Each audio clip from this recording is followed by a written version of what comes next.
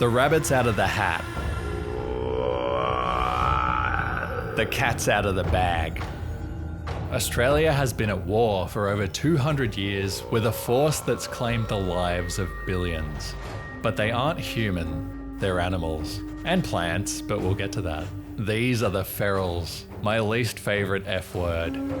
Our forefathers left us with a case of ecological gonorrhea. They brought over animals from the old world as livestock, pets, and even stupidly as sport, and unleashed them on an environment that was sheltered from the rest of the world for millions of years. These critters might look like characters straight out of Peter Rabbit, seemingly harmless, or dare I say, cute. But context is king, and in a sunburnt country, Beatrix Potter goes Mad Max.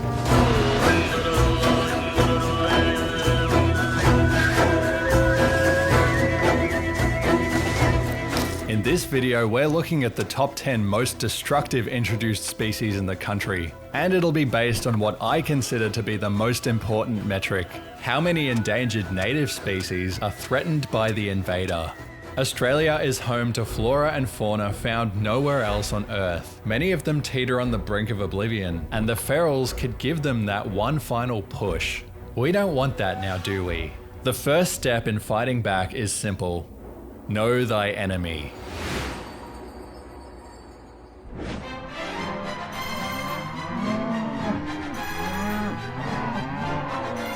First up, it's cattle. You may be tempted to call bull, but feral cattle are utterly destructive. But nah, seriously, they are, especially in the Northern Territory. Most of the ferals here are runaways from local musters, some of European stock and some Brahman. There are also feral water buffalo, imported from Southeast Asia in the 19th century. They've got beef with 39 of our endangered native species, so the stakes are high. These include plants like the common swamp orchid, as well as animals like the northern quoll and Gouldian finch. Much of the damage comes in the form of overgrazing, trampling, soil compaction, and erosion, particularly when they break into national parks. In trampling plants, they also make small animals homeless and easily snapped up by other ferals. This isn't the last time we'll be hearing about the sinister synergy between our introduced species. Cattle pose an additional threat when they work up a thirst. The average person drinks 2 liters of water a day. Well, they should, but cows easily drink up to 60. During drought periods, the northern ecosystems are reliant on a system of waterholes that cattle now congregate around while sucking them dry. Droughts are already bad in this country, and these bovine buggers make them worse. It obviously has a devastating flow-on effect for native wildlife. Bird diversity has been recorded taking a plunge near these waterholes. Mustering, bovine diseases, and fencing have been effective to keep their numbers down, but there are still around 100,000 feral cattle in the NT, and still more in Queensland. Don't have a cow, man. No, really, please don't. Oh, rats. Ooh, I've got a gnawing feeling about this one. It's important to remember that Australia is already home to several species of native rodents who, while they might give you a spook on a dark evening, are very chill. The ancestors of the bush rat and the water rat Ricali crossed the Wallace Line into Australia millions of years ago, possibly in search of cheese. When it comes to introduced rodents, the most notorious is the black rat. They're a big problem for 42 of our at-risk native species. Rats are particularly hazardous for island ecosystems, as the animals here are small in number and have nowhere else to go, meaning they're easily overrun by these craven skaven. They've already put the Norfolk thrush and triller on a tombstone. Most infamous of all is the Lord Howe Island stick insect that was driven almost to extinction after rats infested the island, only surviving by clinging to a pillar of rock in the ocean. Rats eat everything, but they play an even more insidious role. They act as a food source. Other ferals like cats and foxes are provided with a free buffet and are able to multiply faster themselves. The next 2 entries in the top 10 are plants.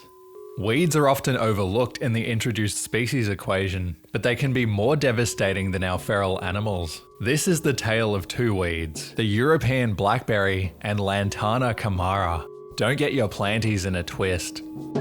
While they're mostly associated with delicious jams or smoothies, blackberries have a more sinister side. Blackberry threatens 47 of our endangered natives, including the southern corroboree frog, Jasper grevillea, and the spiny rice flower. Blackberry thickets grow large, and they can triple their size every year. These thorny devils will cover entire regions in masses of biological barbed wire, which stops animals being able to move through the landscape. Prick. At the same time, their dense mass smothers any native plants being able to access sunlight.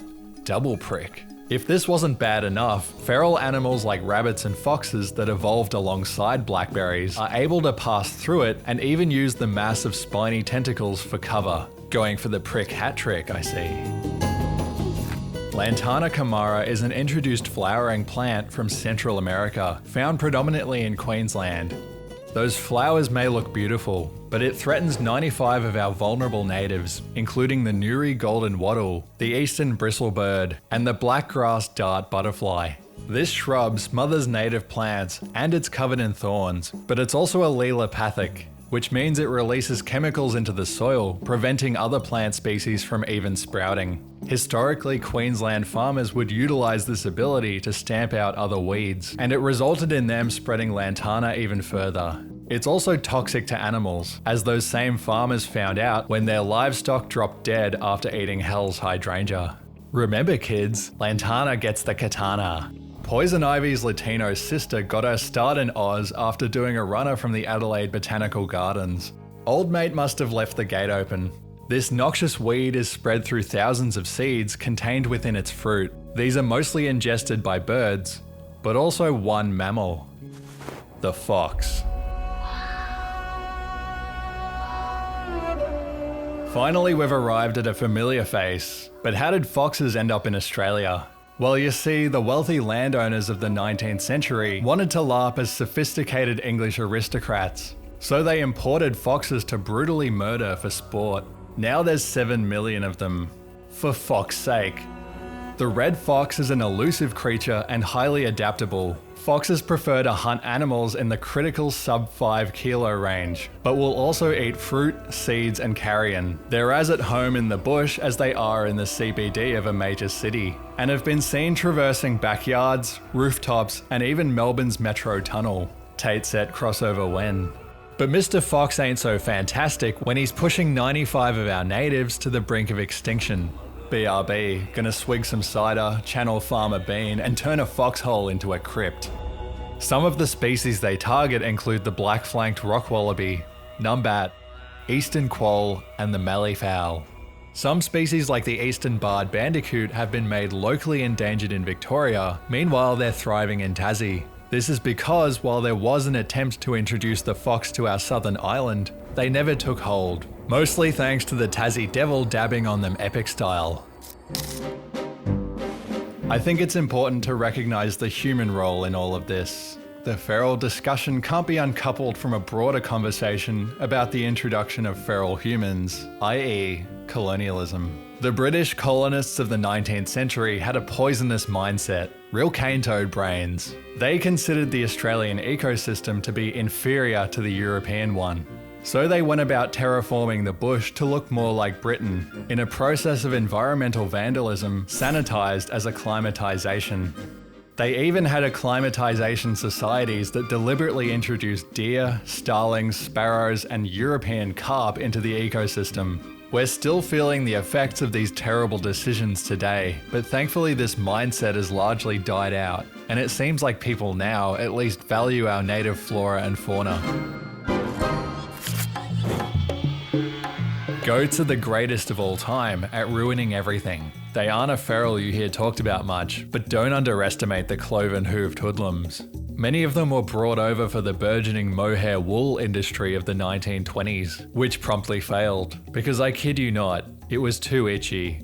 Mohair, mo problems. Thus, thousands of goats were released into the bush. Weighing up to 80 kilos, these are hardy animals and they do a goatload of damage to the soil. Additionally, the ungulates of the underworld can make plant species locally extinct with their grazing.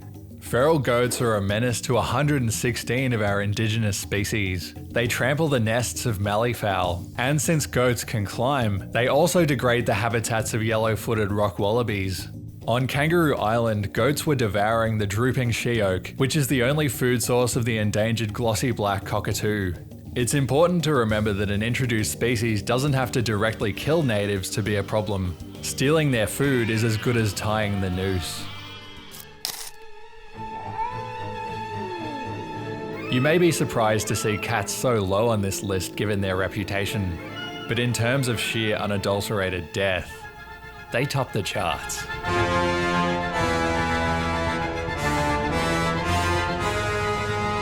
I don't know whether to categorize cats as a cataclysm or a catastrophe. Cats were brought over as pets and to protect grain stores from mice, as they had for thousands of years. But Australia is a continent of small mouse-sized mammals. It was a recipe for disaster. This was made worse during the late 1800s when thousands of cats were deliberately released en masse to quell the rabbit problem. Said cats barely touched the bunnies and instead went after everything else. Now we've got 5 to 10 million murder machines larping Lion King in the bush. Feral cats are generally larger than domestic cats, with some absolute units weighing in at a whopping 19 kilos. And they typically have a grey or red striped coat to camouflage better.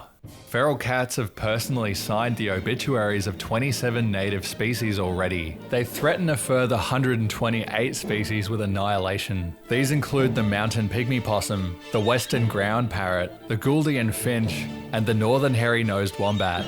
Cats in Australia on average kill 3 million mammals, 1.5 million reptiles, and 1 million birds every 24 hours. That's over 2 billion animals a year. Modigliana's mogging the goddamn biosphere. But there's another issue. It's not just the ferals. Domestic cats will kill 360 million animals a year. A fact some cat owners turn a blind eye to. Call it cataracts. I don't know if you know this, but your cat's a serial killer. You've just house-trained Ivan Milat. Or Ivan Milcat. Anyway, we'll workshop that one. Feral cats need to be destroyed, and there needs to be much stricter laws around cat ownership, including enforced cat curfews in areas where endangered natives live. Oh, but why can't we just desex the cats? Because your average feral cat can live up to 10 years while racking up over 10,000 native kills. One life for 10,000? Sounds like a good deal to me.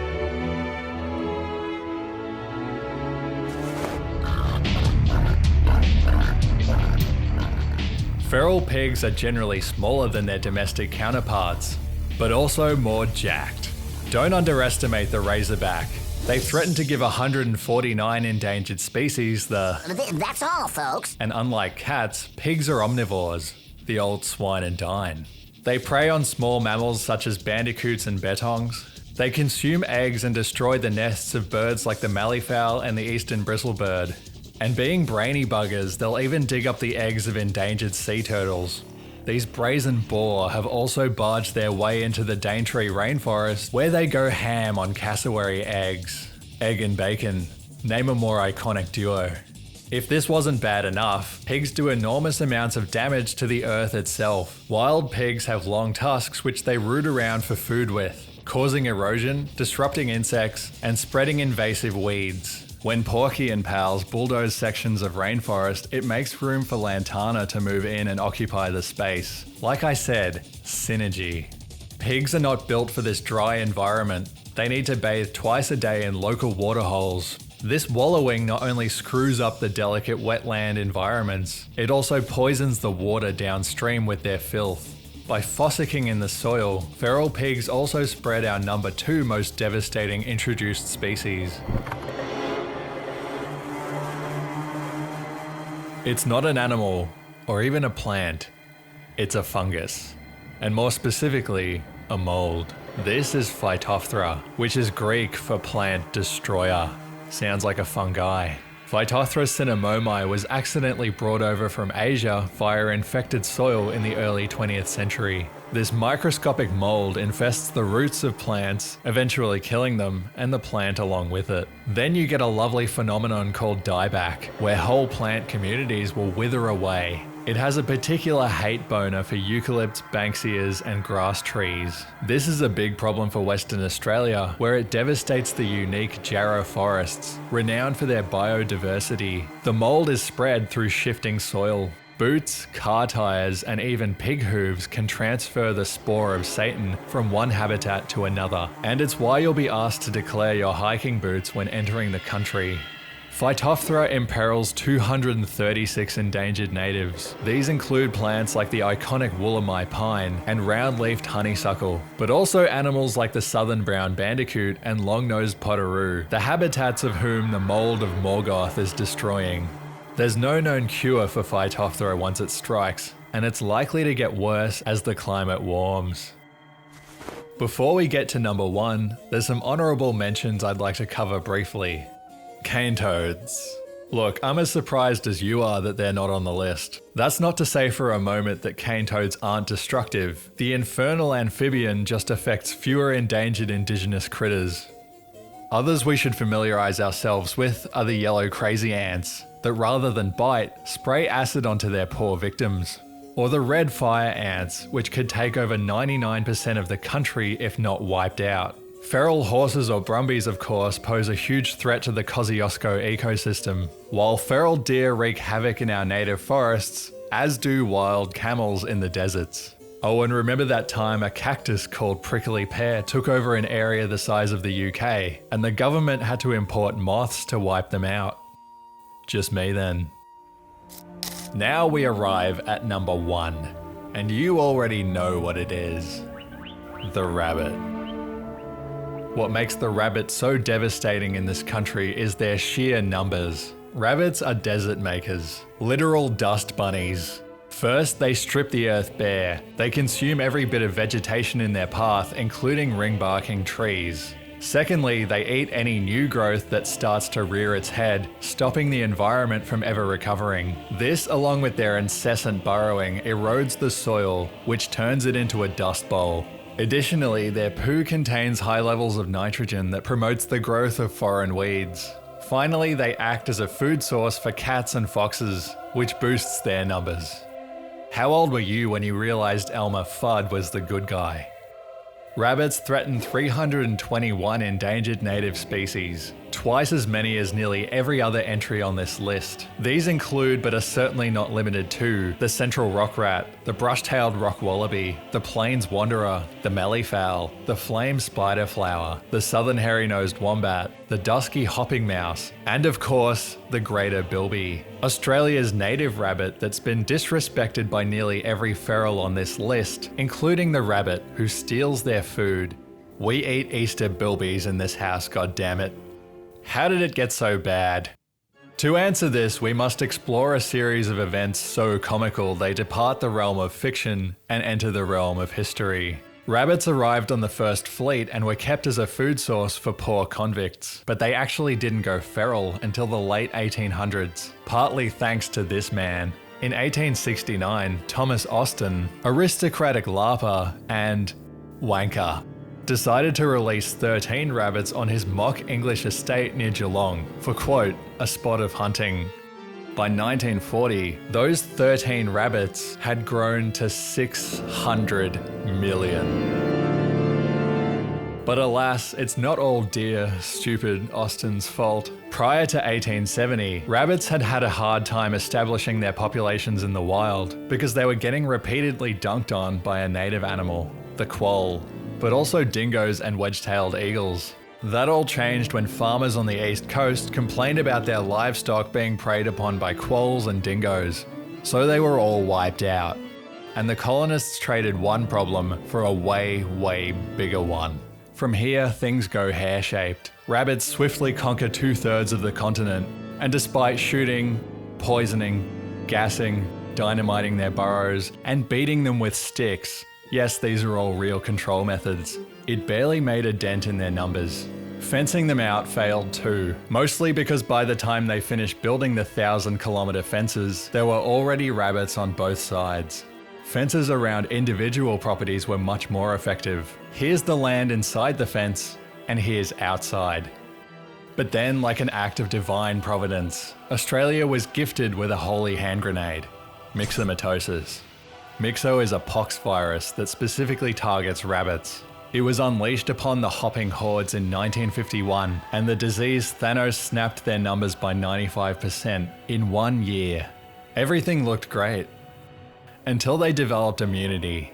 It did take decades for their numbers to recover, and by that time a second bioweapon was ready. Calicivirus, or rabbit hemorrhagic disease virus, was released in the 90s, albeit by mistake, and an updated version in 2017. Fun bit of trivia. The rabbit character in the ferals is named Myxomatosis. This shit you could get away with in the 90s. People love to criticize Myxo for being a dud, but these viruses are the only reason rabbit numbers today are 200 million and not triple that number. Far from the mainland lies Macquarie Island, another overseas territory. Rabbits were also introduced here because, of course they were. In recent years, they've employed an updated version of calicivirus, and with the help of the doggy death squads, have reduced their rabbit population to 0. It's easy to fall into melancholy at the thought of the damage caused by these introduced species. The feral problem is massive and exponential, and it can feel like there's no hope. But real progress has been made in the last 5 years, and I'd like to end with some positive news. On Dirk Hartog Island in WA, feral cats and goats have both been removed, and the island will provide a refuge for small mammals facing extinction, like the dibbler. Lord Howe Island was declared free of rats and mice in 2023 after the largest island rodent purge ever undertaken. Stick insect bros, I'm thinking we're back. In 2018, Kangaroo Island eradicated feral goats and pigs in 2023, and they're on track to eliminating feral cats on the island. If successful, KI will become the single largest feral-free landmass in the country. On the mainland, vulnerable natives rely on a different kind of island. Dotted around are the pockets of the Australia that once was, protected by predator-proof fencing and patrolled by park rangers, where they're free to thrive again. The largest of these is in the Mallee Cliffs National Park, where species like greater bilbies, numbats, malleefowl, and the brush-tailed bettongs can live without the fox or cat breathing down their necks. Nature has a miraculous ability to regenerate. Here's a landscape in the Murray Sunset National Park that was ravaged by rabbits. Here's the same place after a rabbit reduction regime was introduced. The grass is greener where you turn your enemies into fertilizer. It's all about the small wins, and if you add enough small wins together, they stop being so bloody small. I keep thinking about those 19th century acclimatizers who thought Australia's ecosystem was worthless. We now know. It's priceless. Don't mess with the barrels, they're gonna get you, that's a barrel.